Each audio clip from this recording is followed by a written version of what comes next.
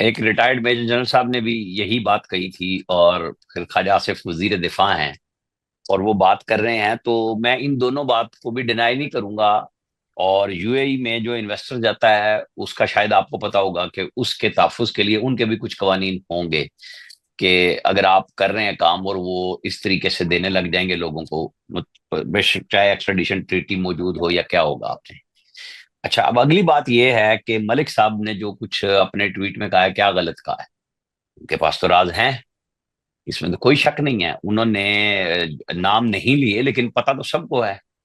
अब वो मिसाल वैसे अजीब सी है, लेकिन वो टीचर हो ना भैंगा अगर, और वो एग्जामिनेशन हॉल में खड़ा हो जाए, तो वो जहां भी देखे बच्चा ये समझता है इसकी नजर मेरे ऊपर है। तो मलक रियाज साहब ने ऐसा ऐसा काम किया हुआ है कि हर बंदा डरा हुआ है कि अल्लाह का वास्ता है मेरा ना ना ले लेना, क्योंकि उनसे मुस्तफीद होने वाली तो बड़ी दुनिया है। अब जो सही। मुस्तफीद हुई है दुनिया, तो वो सिस्टम में मौजूद है। देखे ना, सिस्टम ने इमरान खान को सपोर्ट किया ना, कि हर जगह पे उन्हें बेमिसाल फकीदुल मिसाल अदलिया से रिलीफ मिला है। अब मलिक साहब का भी ऐसा ही काम है। अब ये मलिक साहब के ऊपर है कि वो धमकी है, कि वो समझते हैं कि उनको ब्लैकमेल किया जा रहा है, तो जवाबन उन्होंने भी धमकी लगा दी है।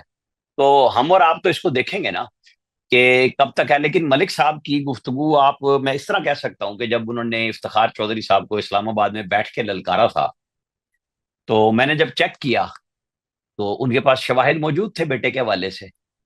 और कोई इसमें शक नहीं है, क्योंकि वो बेटा अगर 5-5 हजार के नोट एक वीडियो में गिन रहा हो बैठा हुआ उन्हीं के घर पे, तो सबूत तो खुद ब खुद बन जाएगा कि क्या बना और क्या नहीं बना। तो मलिक साहब ने तो ये बात पब्लिकली कर दी, और उसके बाद बहुत सारे लोग चौकन्ने भी हुए कि भाई ये तो सबूत मौजूद होते हैं। कारोबारी आदमी कोशिश यही करता है कि वो बचा के रखे अपने आप को और सबके साथ बना के रखे।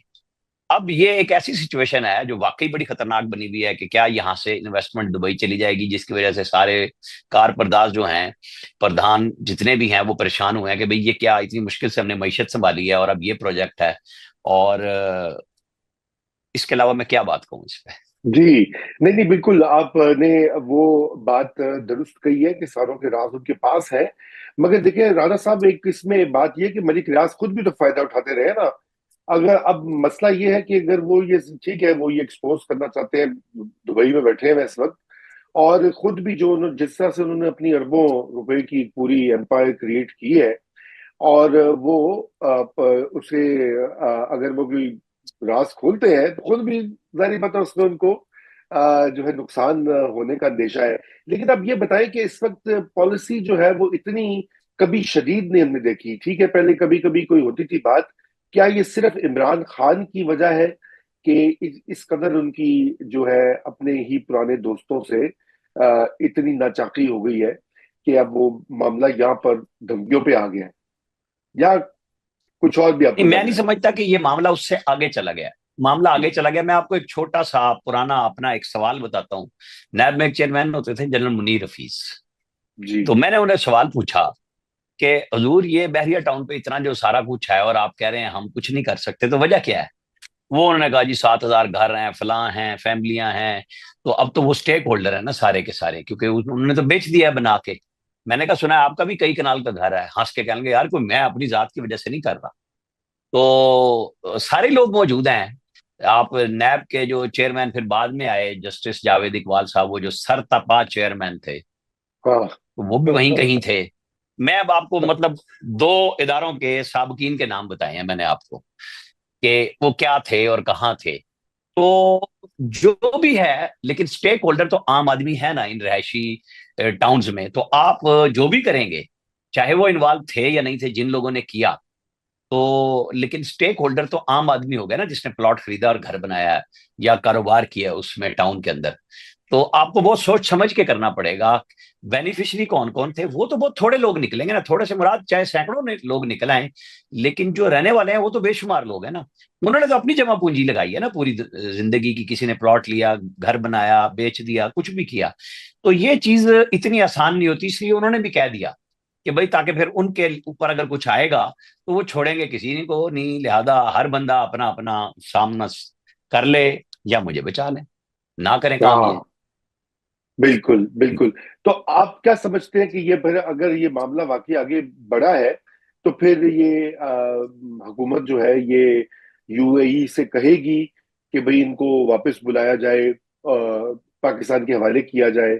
ये भी मुमकिनात में है, या अक्सर इस वक्त ये एक थ्रेट के तौर पर ये बात की जा रही है? इसको थ्रेट से अगर मैं कहूं कि दोनों तरफ से फोके फायर हैं, तो इतना काफी है। ठीक है, ओके फाइन जी, बिल्कुल। तो लेकिन राना साहब, ये जो इस वक्त मामला है, ये इन मुज़ाकरात भी आपको पता है वो कभी चल रहे हैं, कभी होल्ड पे आ रहे हैं, कभी रिवर्स हो रहे हैं, और उधर बातचीत भी चल रही है। ये आप उसको लिंक करते हैं सारी चीज को कि एक जो सख्त पॉलिसी है इस्टेब्लिशमेंट की इस पूरे मामले के ऊपर, वो ये उसी का नतीजा है कि बिलाखिर, क्योंकि मलिक रियाज भी तो आपको पता है उनके खास और खास एक मोहरे थे।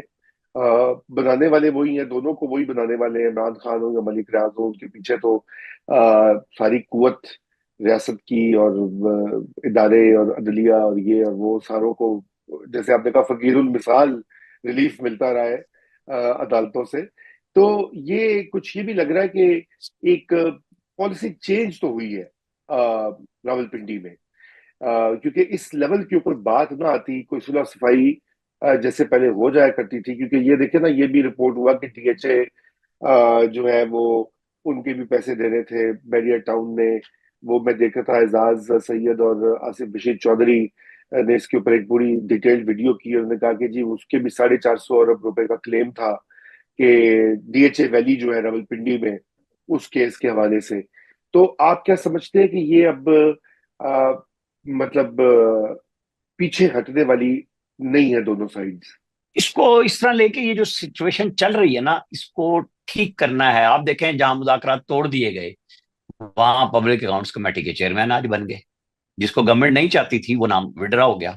गवर्नमेंट बार बार कह रही थी ना कि आप पैनल दें, शेख वकास अकरम अकेले नहीं, और ये कह रहे थे नहीं, एक ही नाम है और यही पैनल है हमारा। तो पैनल पे पैनल दिया फिर। एक तरफ मुज़ाकरात इमरान खान ने तोड़े, और जिनके जरिए मैसेज कराया वो भी कह रहे हैं यार कुछ कर दो। और सलमान अकरम राजा भी कह रहे हैं कि नहीं, हम जाके कल खान साहब से मिलेंगे तो हम दोबारा पूछेंगे, क्योंकि 31 की डेट तो थी वाकई। तो कोई भी नहीं चाहता कि मुज़ाकरात का अमल टूट जाए। अब जो खान साहब की तरफ से अनाउंसमेंट आई है, उसमें लगता है कि दो चीजें हैं। एक तो ये कि अमेरिका से फॉरेन रिलीफ का कोई उनको इशारा नजर नहीं आया जो उनके ख्याल में था।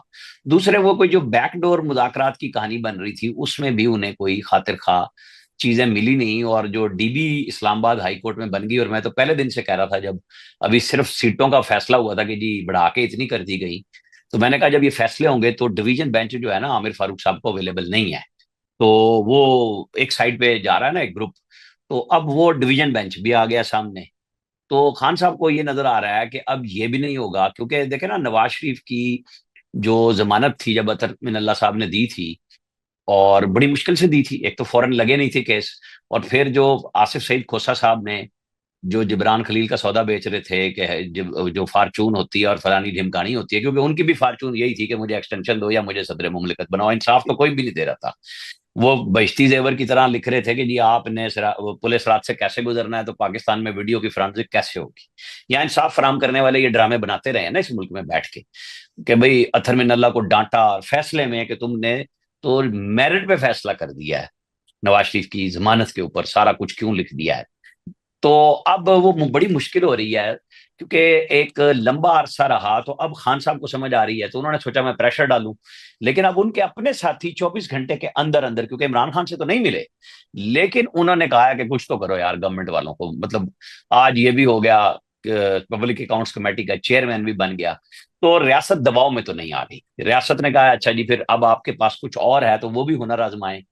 वो शेर शायर मैं नसर में ही बयान कर देता हूँ कि तू जिगर आजमा हम तीर आजमाए, कि क्या है हाँ। वो कहानी। तो बिल्कुल वो जो है बिल्कुल, ना, ये अब हर तरफ से यही कुछ हो रहा है कि क्या बनेगा और क्या नहीं बनेगा। तंग आमद बजंग आमद हर तरफ से है कि बहुत बातचीत कर ली, देख लिया।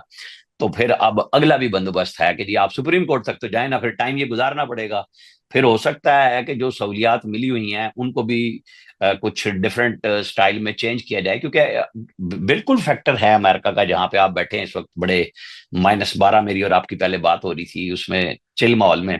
वैसे तो नहीं मैं कह रहा आपको, वो हमारे यहाँ डॉक्टर तारुल कादरी आए ना पीटीआई के दौर में दिसंबर की सर्दी में, तो उनके जो पैरोकार थे ना वो बेचारे कंबलों में बैठे हैं सड़क पे ब्लू एरिया के अंदर, और बड़ी शदीद सर्दी में, और वो कॉफी का मग पी रहे हैं, और इतना गर्म उनका वो बंकर था बना हुआ कि वो पसीने पूंछते थे कॉफी का पीते हुए, और खिताब करते थे कि इमाम हुसैन की मैं मिसाल बनाने लगा हूं, लेकिन पैरोकारों को उन्होंने बाहर छोड़ा हुआ था।